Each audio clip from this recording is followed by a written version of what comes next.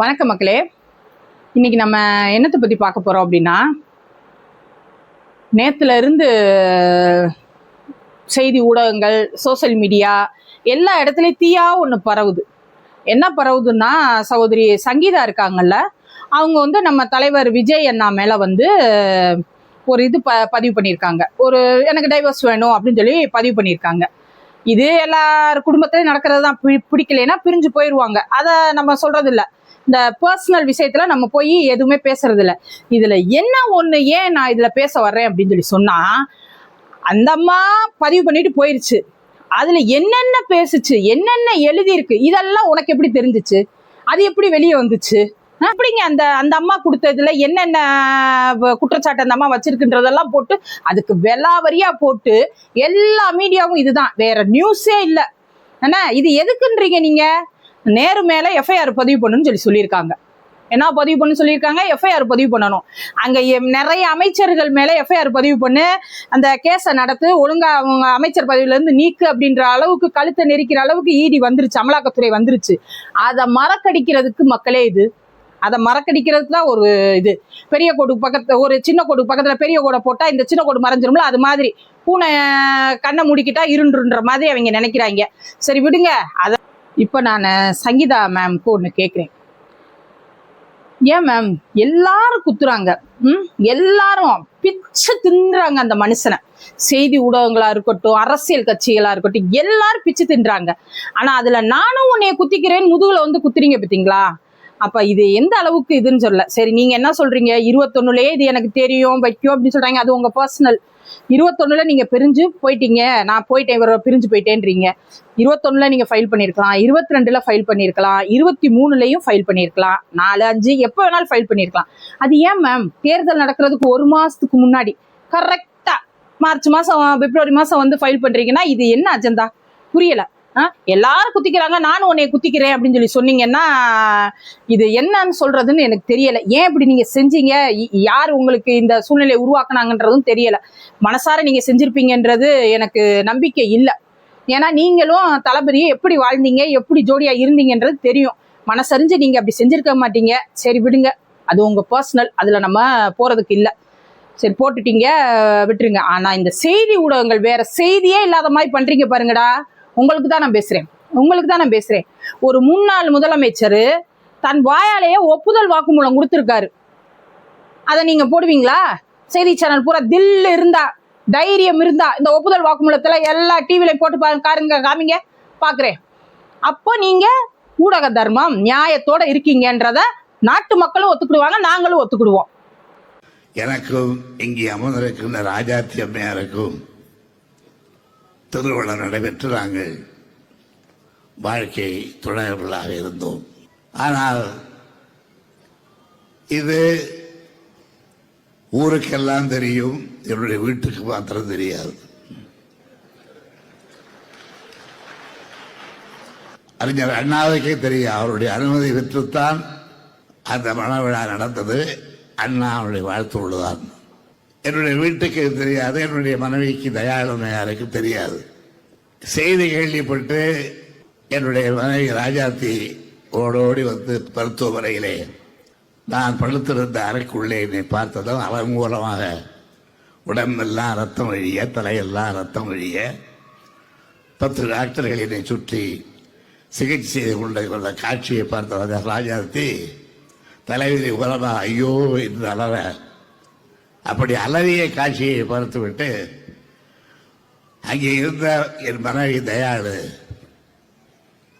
பக்கத்தில் இருந்த மனோரமாவை கற்றுகிறார். யார் அது இப்படி இருந்து அலறுகிறார்களே என்று. அப்பொழுது அவர்கள் காட்டி கொடுத்திருக்கிறார்கள் என்னை.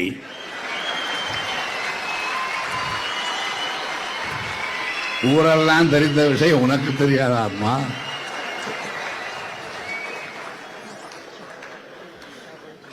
இவர்தான் ராஜாத்தி அம்மா என்று போட்டு உடைத்து விட்டார்கள்.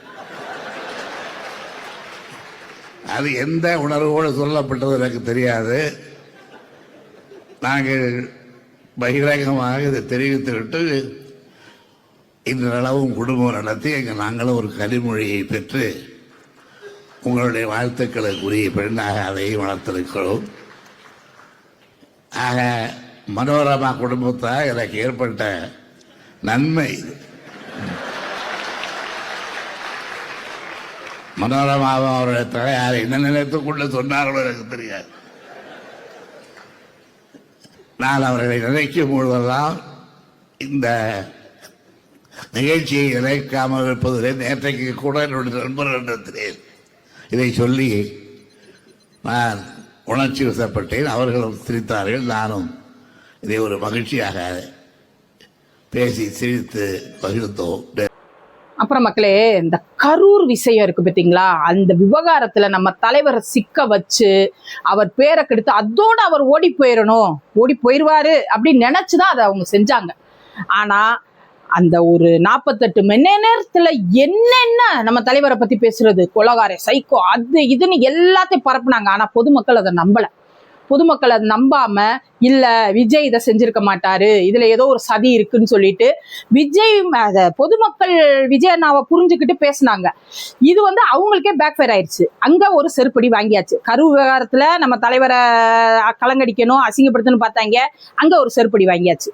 அடுத்து இந்த சிபிஐ மேட்டர்ல கரெக்டா அந்த தேர்தல் சமயத்துல அடிக்கடி கூப்பிடுற மாதிரி ஓயாம பொங்கலை ஒட்டி அவர் எப்ப அந்த போகணும்னு இருக்காரோ அப்ப பூரா சிபிஐக்கு விசாரணைக்கு வான்னு சொல்லி கூப்பிட்டு அந்த சுற்றுப்பயணத்தை முடக்கணும்னு சொல்லி பார்த்தாங்க. அதாவது மனசளவில் நீங்களே பாருங்க, ஒரு இயல்பெடுத்து நம்ம போறோம் அப்படி இடத்துல அந்த இடத்துல தடை வந்துருச்சுன்னா அந்த செயலை நம்ம செய்ய முடியுமா, ஒரு மனசார செய்ய முடியுமா? ஆனா அதையெல்லாம் மீறி நம்ம தலைவர் நம்மளுக்காண்டி வந்து பரப்புரை செஞ்சு அவங்களுடைய ஊழல் சக்தி அந்த அவங்க செஞ்ச அட்டூழியங்களை பூரா நம்மகிட்ட எடுத்து சொல்றாரு. ஆனா விஜய் மாதிரி ஒரு இரும்பு மனுஷனை சக காலத்துல நான் பார்த்ததே இல்லை. இத்தனை பேர் இப்ப நாலா பக்கமும் இருந்து அடிக்கிறது, நாலா பக்கமும் பிச்சு திங்கிறது. இப்ப ஜனநாயகன் ரிலீஸ் எடுத்துக்கோங்க. ஜனநாயகன் தன்னுடைய தேர்தலுக்கு ஒரு பிரச்சார படமா எடுத்துதான் தலைவர் வச்சிருந்தாரு. ஆனா அதை வந்து ரிலீஸ் பண்ண விடாம மனதளவுல அந்த மனுஷனை போட்டு அடிச்சு படம் வர விடாம விட்டு, நீ என்ன வேணாலும் செய்ய, நான் இதுக்கெல்லாம் அஞ்சுற ஆளா பயப்படுற ஆளா அப்படின்னு அவர் மேடையிலே கேட்டவர்.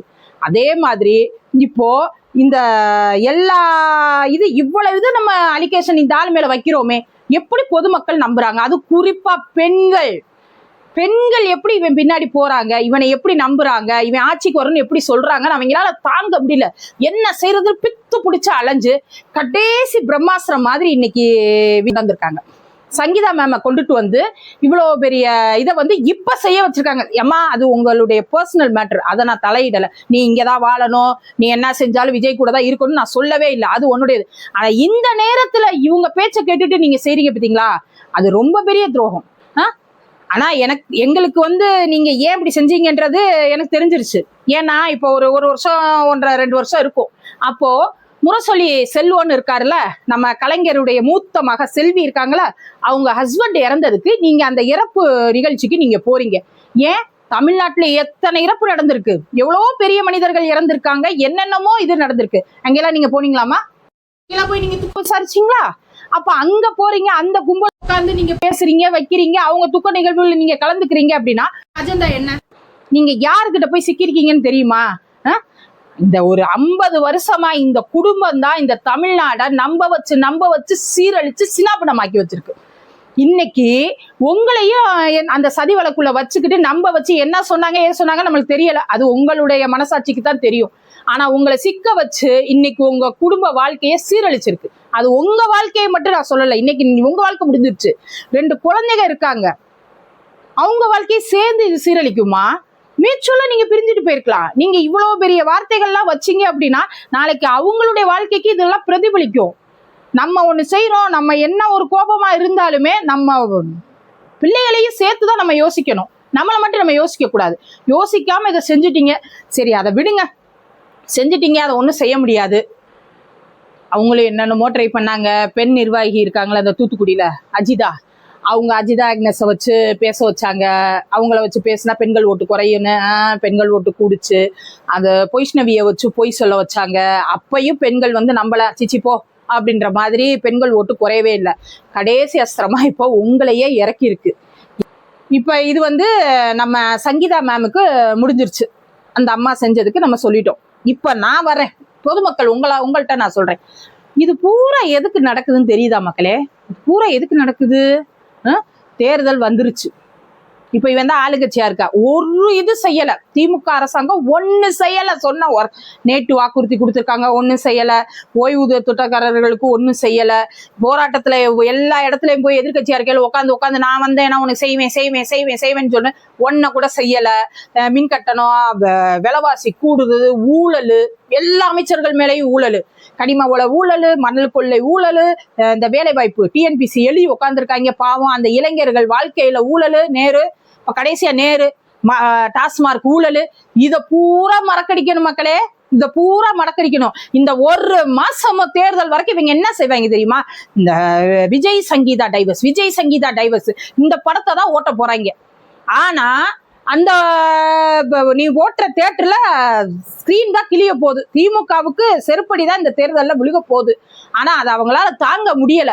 என்ன செய்யறது, எத்த தின்னா பித்தம் தெளியுன்ற மாதிரி எல்லாரையும் இழுத்து போட்டு பிடிச்சி உள்ள போட்டு விஜய் மேல சாணி அடிச்சு பண்ணணும்னு நினைக்கிறாங்க. ஆனா அது அவர் மேல பூவாதான் விழுகுது, இவங்க மேலதான் சாணியா விழுகுது. அதை எப்ப திமுக கும்பல் புரிஞ்சுக்க போகுதுன்னு தெரியல மக்களே. நன்றி, வணக்கம்.